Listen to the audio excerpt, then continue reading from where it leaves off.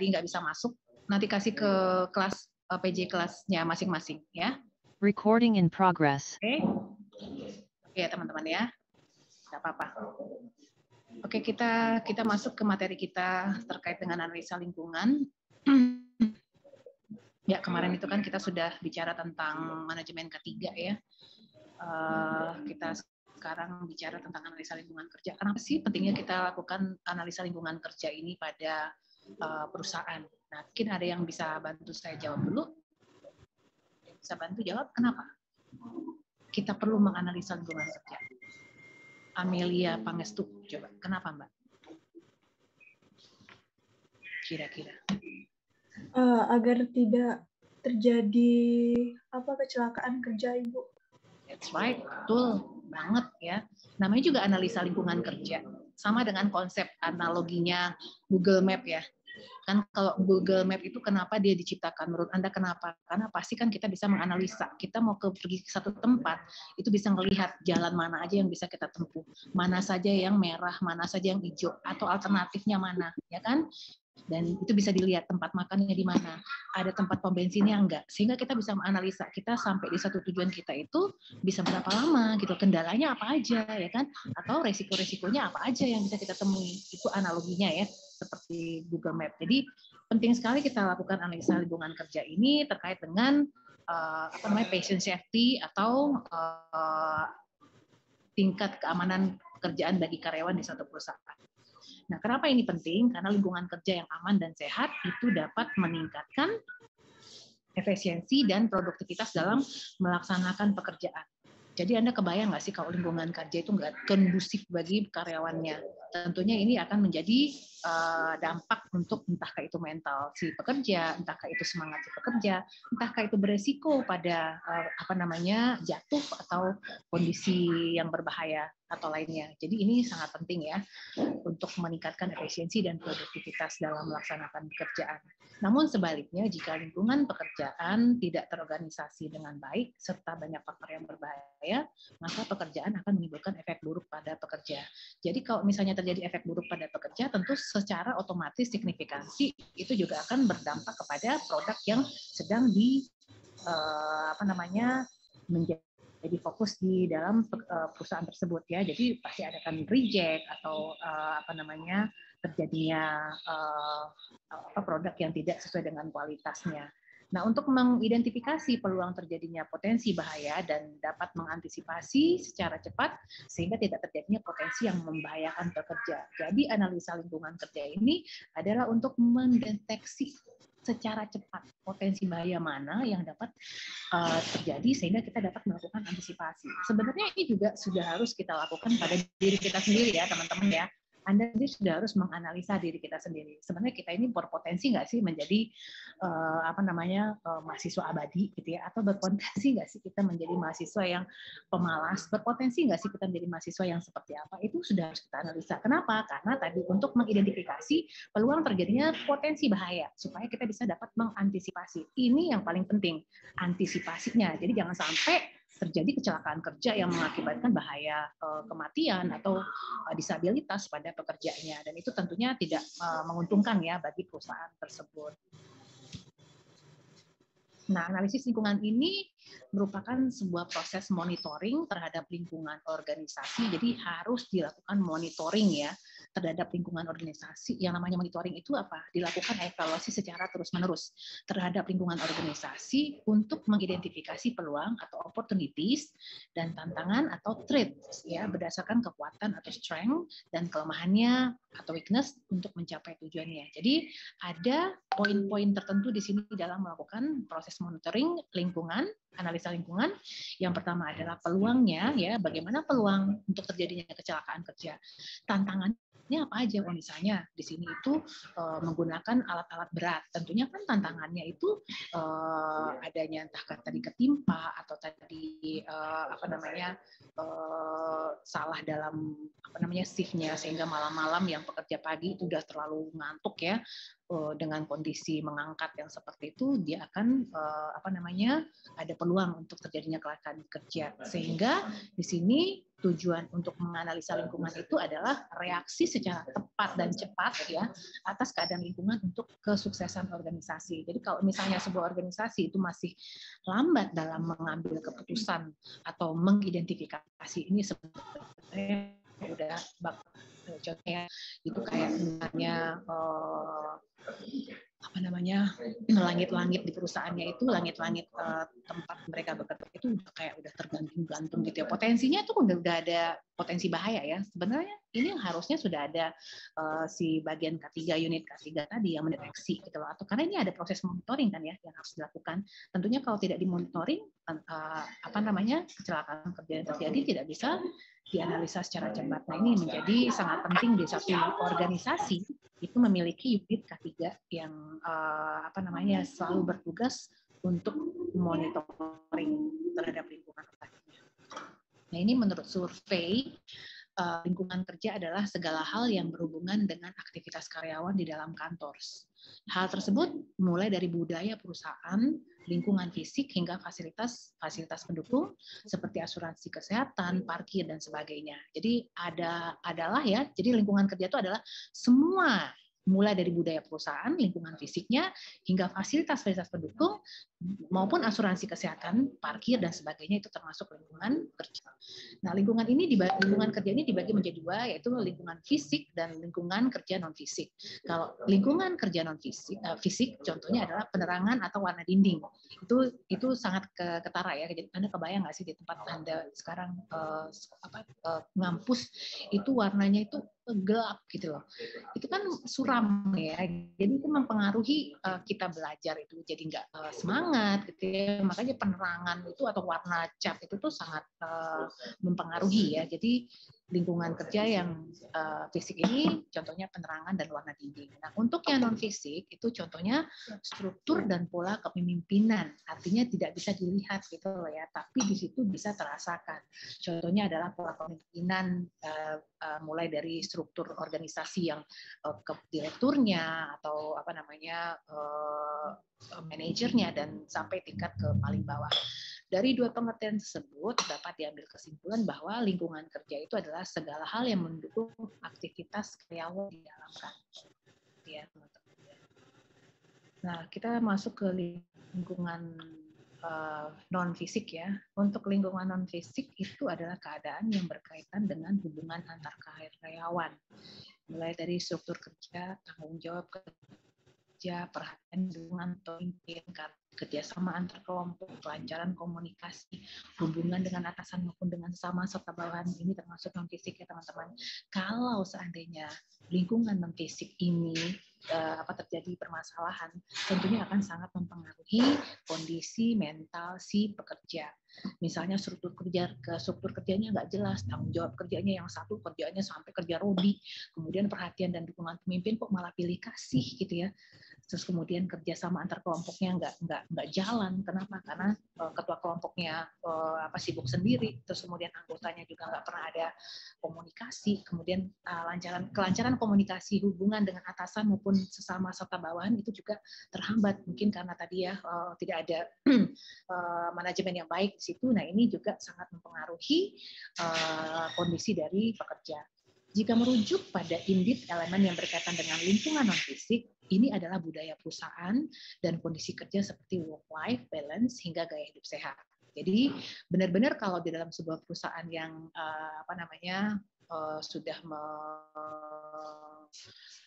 memiliki manajemen K3 yang baik, mereka sangat memperhatikan baik itu lingkungan kerja fisik maupun non fisik. Nah, ini untuk lingkungan non fisik ini berpengaruh terhadap kondisi perusahaan. Perusahaan dapat menciptakan kondisi yang baik serta mendukung produktivitas orang-orang di dalamnya. Jadi orang-orang SDM yang sumber daya manusia di sebuah perusahaan ini harus memiliki kapasitas yang cukup baik juga untuk melakukan monitoring terhadap lingkungan fisik maupun non fisik di satu perusahaan tersebut. Untuk lingkungan fisik tadi kan sudah non fisik ya yang berkaitan dengan budaya perusahaan. Kalau untuk lingkungan fisik itu meliputi semua benda atau alat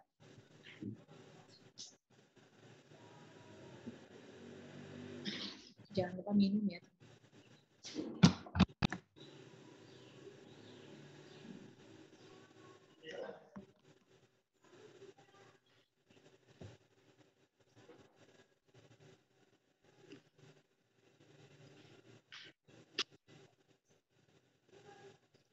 Sorry. Lingkungan fisik tadi sudah dikatakan adalah sebagai sesuatu yang berhubungan dengan yang bisa dilihat atau benda atau alat yang terdapat di sekitar tempat kerja yang dapat mempengaruhi pegawai baik secara langsung maupun tidak langsung. Ada dua kategori yang berada di jenis ini. Yang pertama adalah lingkungan yang langsung berhubungan dengan karyawan. Hal ini bisa di ruangan kerja, kursi, meja, dan sebagainya. Anda kebayang nggak sih kalau Anda belajar itu kursinya itu nggak kondusif gitu ya, atau misalnya mejanya itu kayak yang goyang-goyang gitu ya, atau misalnya tinggi rendah dari meja tersebut juga nggak pas dengan pada saat Anda duduk gitu. Nah, lingkungan yang tidak langsung mempengaruhi kondisi manusia contohnya adalah temperatur, kelembaban, sirkulasi udara, pencahayaan, kebisingan, bau sedap, tidak sedap, warna, dan lain-lainnya. Nah, ini juga sangat mempengaruhi saya ya, sampai kan saya punya dua kantor ya. Maksudnya ada yang di gedung C sama di gedung A. Itu saya lebih nyamannya tuh di gedung A karena yang di gedung C itu kan pakai kaca ya, dan itu nggak pakai AC yang memang maksudnya yang nggak full gitu ya, sehingga di situ tuh kalau udah siang gitu itu kan panasnya jadi temperatur di situ tuh tinggi banget. Sebentar ya, halo. Iya, selamat siang.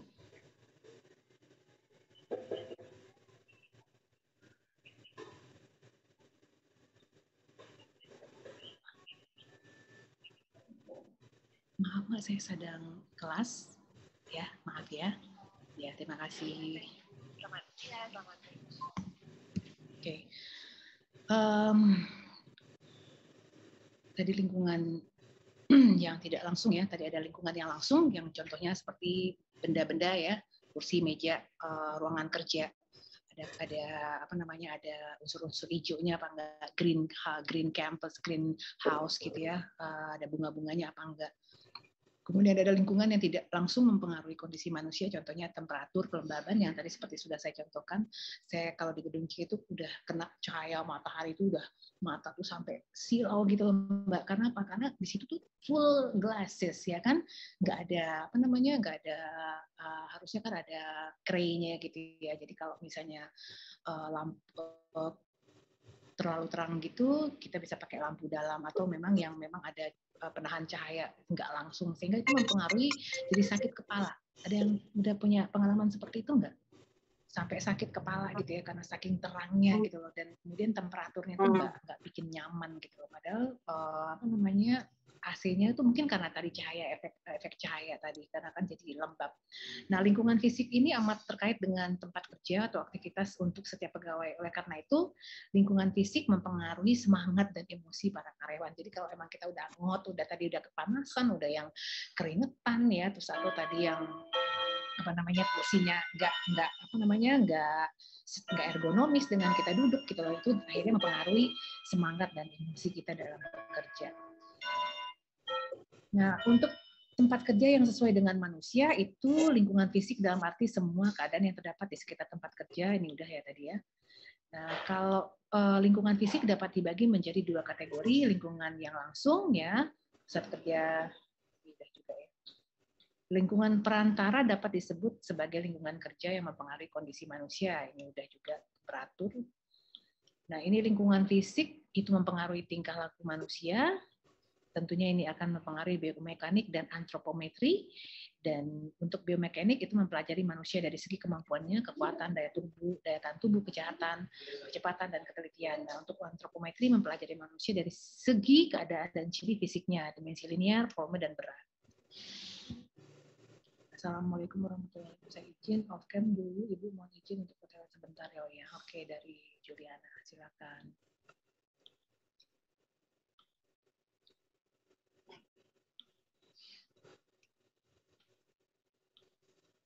Perancangan yang perlu dilakukan agar tempat kerja dapat dikatakan nyaman atau sesuai, itu perancangan berdasarkan individu ekstrim. Prinsip ini digunakan apabila mengharapkan kualitas yang akan dirancang dapat dipakai dan aman oleh sebagian besar pegawai yang akan memakainya. Biasanya minimal 95% pemakai. Artinya kalau memang perusahaan yang sudah besar itu sangat memperhatikan ergonomi dari tempat kerja fisik ya maupun non fisiknya. Kenapa? Karena tentunya perusahaan yang yang sudah memiliki tujuan yang besar itu mereka akan memiliki tujuan untuk produk 100% itu bisa tersampaikan pada customer ya kan. Tentunya untuk produknya mereka harus dalam jaminan kualitas yang baik. Nah, untuk sebuah produk dengan jaminan kualitas yang baik itu akan sangat dipengaruhi oleh sumber daya manusia yang bekerja di sana. Nah, pada saat sumber daya manusia yang bekerja di sana itu tentunya akan sangat dipengaruhi oleh kondisi-kondisi lingkungan fisik maupun non fisik ini. Nah, tentunya ini menjadi sebuah perhatian dari perusahaan ya bahwa bagaimana kenyamanan atau tempat mereka bekerja tadi dapat dirancang fasilitas yang disesuaikan ya, prinsip yang digunakan untuk merancang atau fasilitas agar fasilitas tersebut dapat menampung atau dipakai dan nyaman oleh semua pegawai yang mungkin memerlukannya. Nah, contohnya kursi pengemudi mobil yang diatur maju mundur dan kemiringan dan sandarannya, tinggi kursi, tinggi permukaan meja yang dapat disesuaikan. Ada kebayang nggak itu kalau nggak ada? Ya, kadang kan yang namanya antropometri manusia itu kan nggak sama ya kan? Ada yang tinggi, ada tingginya yang 180, ada yang 150, 140. Kalau misalnya kursinya nggak bisa di-adjust, itu kan tentunya kita akan kesusahan ya. Nah, tapi kalau sekarang ini mereka sudah memperhatikan kenyamanan si pengendara atau kenyamanan yang bekerja di sana sangat diperhatikan oleh mereka. Nah, untuk perancangan fasilitas berdasarkan harga rata-rata para pemakainya, prinsip ini digunakan apabila perancangan didasarkan pada harga ekstrim tidak mungkin dilaksanakan dan tidak layak menggunakan prinsip perancangan fasilitas. Artinya jika hanya sebagian kecil dari pegawai yang merasa enak dan tidak nyaman ketika menggunakan fasilitas sedang kapasitas tersebut adanya. Coba kita lihat ya, kita intip ya di YouTube ya teman-teman ya, bagaimana sekarang ini universitas juga sudah sangat memperhatikan dari student-student biasanya untuk universitas yang sudah besar ya, yang sudah menganut standar Green Campus. Ada yang pernah lihat nggak? Coba kita perhatikan ya. Kita lihat di YouTube sebentar, boleh? Biar kita bisa lihat bagaimana bentuk fisik dari maupun fisik yang bisa kita lihat ya. Sebentar ya. Saya stop screen dulu yang di sini.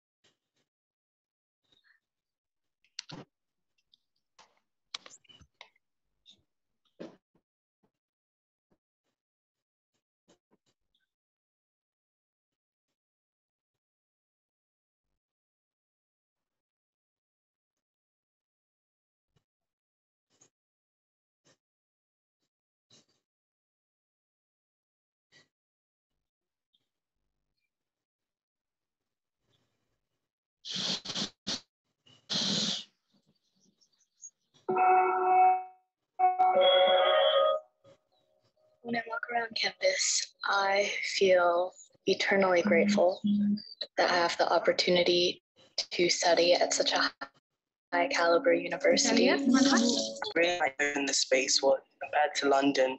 The feeling of being in that history and that culture was very warm and inviting. I felt at home straight away. Clock tower was absolutely stunning the first time I laid eyes on it because it's so different from how you see it in photographs. There's walking paths everywhere. You notice how friendly people are, even if they don't know you. They say, "Oh, hello, good morning," and you get used to adopting that subculture as well. Millennium Gardens is a beautiful place. You can just hear rabbits and wildlife in the background, people walking across. You're surrounded by people, but you feel like you're in your own space at the same time. And you just feel at peace. When I think of the concept of time, I think about which it has the capacity to bring you closer to your friends and give you memories that you don't forget. When I came to an open day, I realized that these were my people. These were the people that I wanted to be around. They were academic, but they were sporty, they were bubbly, and they were having fun. Yet at the same time, they were focused on the academics. And that's why I felt at the University of Nottingham. I felt at home.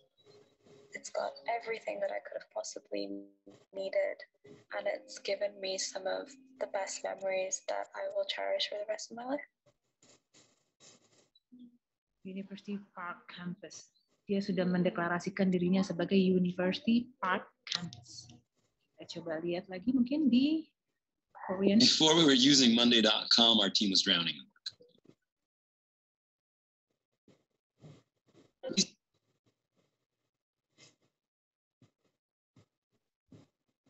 You just split between work and managing work, but Monday.com just took care of all of the management, so we could simply focus on the work itself. As soon as we started, we were building and running workflows that made it really easy for us to work together. It's such a visual platform, you wouldn't believe it. You immediately get a sense of where everything stands. Anything from everyday to processes across departments. Like,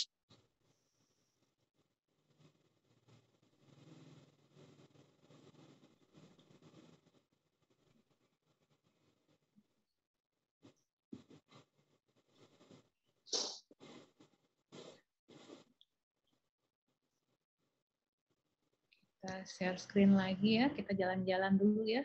Tadi kita ke UK, sekarang kita ke Korea. Bisa lihat? Di kampus di Korea, Korean University, Seoul, South Korea. Dan saya yakin Anda bisa sampai di situ suatu saat. Amin. Amin. Amin. Amin. Look at this campus.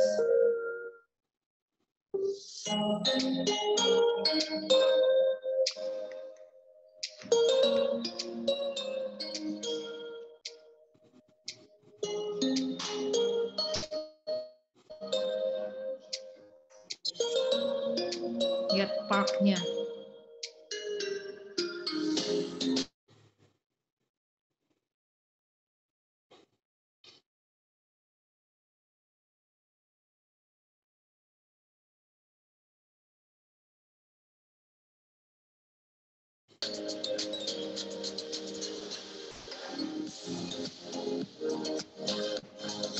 Ini namanya Green Campus ya teman-teman. Kalau tadi kan di UK tadi Nottingham itu Park Campus. Karena mereka sudah ada deklarasi untuk membuat kampus itu senyaman mungkin dengan yang namanya green atau pepohonan. Sorry.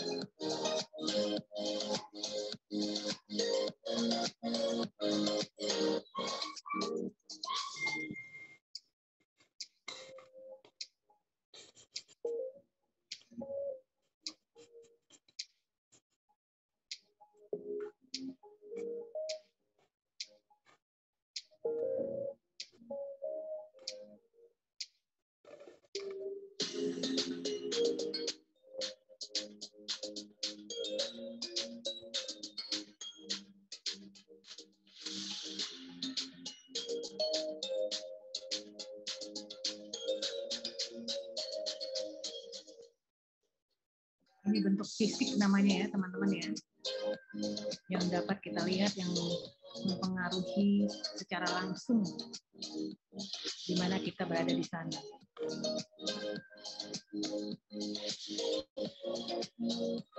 Warnanya ya tidak terlalu suram, juga tidak terlalu terang.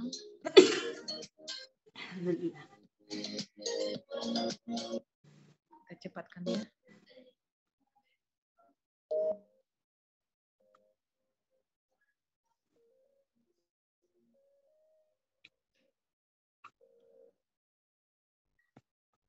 Sinyal saya nggak support.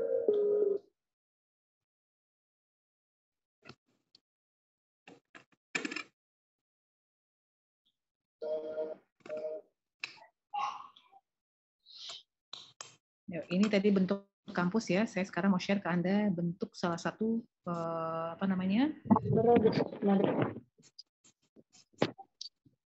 perusahaan sekarang ya yang aku jadinya Klaten katanya teman-teman. Aku lagi malas naik motor ke Klaten. ada yang belum mute. Tolong di mute. Kita mau ke Google Office Store. English is my second language. As a vlogger, I deal with social media a lot, which is actually fun for me, but I will say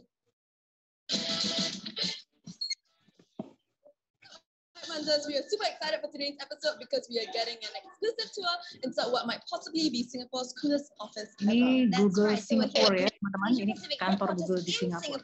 And as you guys know, Google is known for having one of the most amazing offices in the entire world. So we're here to check out the space to see if the offices are really worth the hype. This is Angie. She works at Google, and she's going to be our tour guide for today. Thanks for letting us come over. No, of course. We're very excited. Oh my God! Oh my God! There's like Mereka punya screen yang sangat besar ya di depan lobinya. wow, it's like a dream come true. I think our phones are like Snapchat. I am at Google. I'm on a wall. Google wall. Oh, actually, that's pretty funny. I think we can end the entire tour now because it's totally worth it. Lihat pencahayaannya ya, teman-teman ya, pencahayaannya. Tapi mungkin juga temperatur di dalamnya juga harus ditunjang ya. Jadi nggak cuma hanya pakai glasses, tapi temperatur di dalamnya itu nggak ditunjang dengan AC yang cukup gitu loh. Ini lantainya. Welcome to Google, Gemma, and Ross.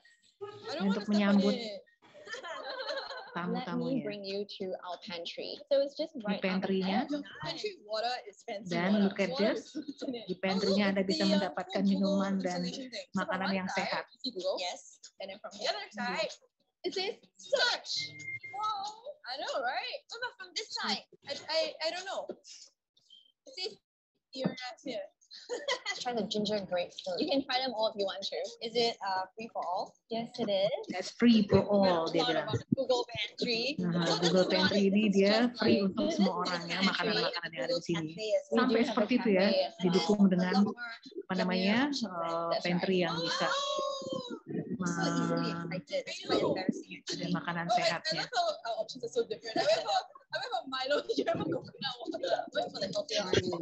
So how we actually place our food in the pantry is actually pretty deliberate. You always see the healthy options up front. Healthy option food yang mereka propose untuk semua karyawan di sini. Out of mind. Exactly. Okay, so after grabbing some healthy food and drinks, usually Googlers would step right here and then head for a workout at the gym. So you can take a peek inside. We don't want to disturb some of them ya. there. It's like a full-size gym. Googlers are allowed to go in and work out at any time of the day. Any time of the day. So here's a real question: when do you guys actually do any work?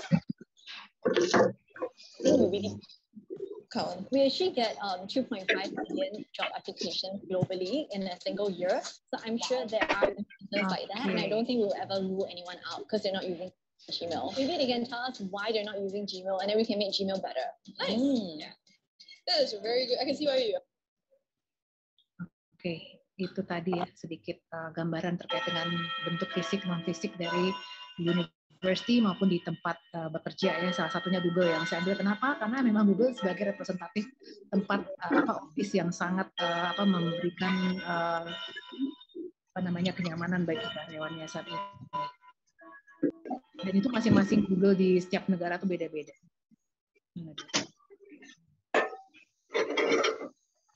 Kita lanjutkan, bisa lihat slide-nya kembali. Untuk kondisi lingkungan kerja yang mempengaruhi kegiatan manusia, ya ada beberapa faktor yang dapat mempengaruhi terbentuknya suatu kondisi lingkungan kerja. Yang pertama adalah penerangan. Anda lihat tadi ya, mereka penerangannya cukup ya di situ ya, nggak gelap gitu ya. Kemudian temperaturnya, suhu udara di tempat kerja, kelembaban di tempat kerja, sirkulasi udara di tempat kerja, kebisingan di tempat kerja, getaran mekanis di tempat kerja, bau tidak sedap, tata warna di tempat kerja, dekorasi di tempat kerja, musik, keamanan di tempat kerja. Ini yang mempengaruhi mempengaruhi faktor-faktor yang mempengaruhi terbentuknya suatu lingkungan kerja yang dikaitkan dengan kemampuan pegawai.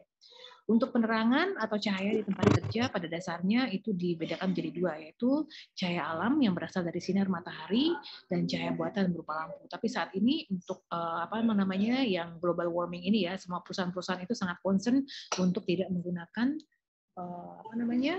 lampu atau yang berhubungan dengan listrik ya. Jadi sangat meminimalisir kaitannya dengan penggunaan listrik. Nah, untuk mengukur suatu cahaya disebut dengan foot candle, yaitu banyaknya cahaya yang dipancarkan dari sumber cahaya sebuah lilin berukuran biasa yang jatuh di suatu benda yang berjarak dari kaki. Ini salah satu caranya.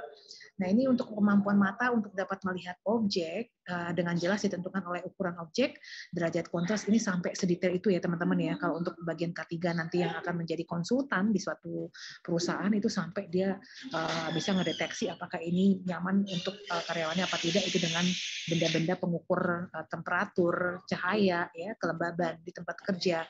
Kemudian bagaimana pengaruhnya tadi, apakah semakin mempercepat denyut jantung apa tidak gitu ya. Kalau misalnya makin aktif peredaran darah, kan kalau temperatur itu kan bikin kita tuh nyaman, enggak nyamannya kan kalau misalnya panas kan itu kan kita jadi kayak gerah ya. Nah, ini juga mempengaruhi sistem kerja oksigen di dalam tubuh manusia sehingga berusaha untuk dapat mencapai keseimbangan antara panas tubuh dengan suhu di sekitarnya.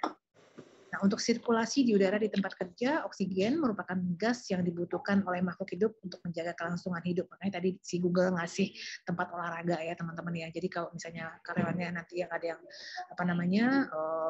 karena mereka tuh kayak rumah gitu loh dibikin tadi ya, tempat kerjanya itu. Jika udara di sekitar kotor apabila kadar oksigen di dalam tersebut telah berkurang dan telah bercampur dengan gas atau bauan yang berbahaya bagi kesehatan tubuhnya, kotornya udara dapat dirasakan dengan sesaknya nafas. Nah, itu juga untuk orang-orang yang tertentu yang memiliki apa istilahnya? Yang mereka nggak bisa yang asma gitu ya, itu mereka sangat sensitif sekali gitu dengan kelembaban ini atau debu. Nah, kebisingan di tempat kerja ini juga sangat mempengaruhi ya kenyamanan dari yang berada di dalam perusahaan tersebut. Nggak usah di perusahaan saya aja nih, beberapa bulan terakhir ini kan ada yang bangun rumah di sebelah saya. Itu tuh yang namanya bunyi itu kan bikin sakit kepala loh teman-teman. Jadi saya tuh harus menghindar dari rumah untuk bisa online gitu, karena ya tadi bunyi nyik gitu ya, belum lagi yang pok gitu loh. Itu tuh sampai telinga tuh, dan ngomong pun jadinya keras-keras ya, jadi ha gitu, padahal kan enggak.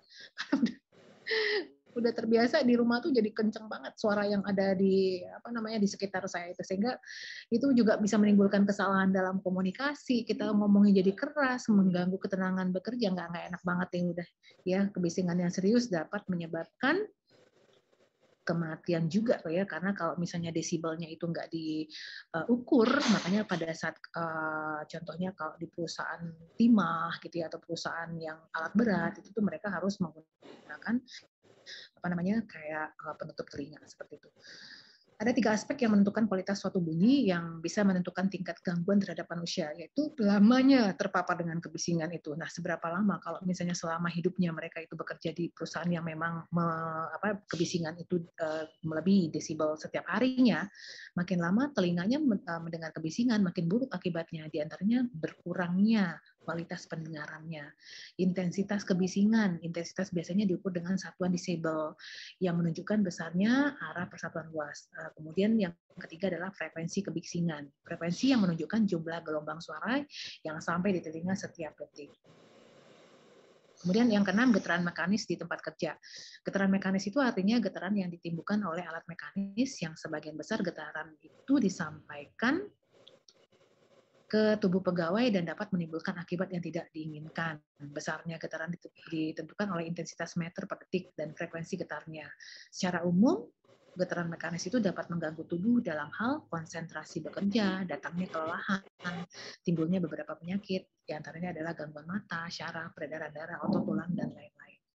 Kemudian bau-bauan di tempat kerja, Anda kebayang nggak sih itu di tempat kerja Anda itu Anda mencium bau-bau yang nggak enak gitu, dan itu Anda kerja tiap hari gitu ya, atau misalnya kayak bau obat-obatan yang kuat banget gitu, atau bau yang pembersih limbah contohnya ya. Nah itu juga kan kalau kita terpapar terus-menerus itu dapat terjadi pencemaran karena dapat mengganggu konsentrasi bekerja, kemudian juga mempengaruhi kepekaan penciuman kita. Kebayang nggak sih kalau udah selama di situ cium bau-bauan terus gitu ya, sehingga kita tuh akhirnya nggak sensitif gitu loh dengan bau yang di luar tempat kerja kita. Jadi pemakaian air condition yang tepat merupakan salah satu cara untuk untuk menghilangkan bau-bauan itu di tempat kerja.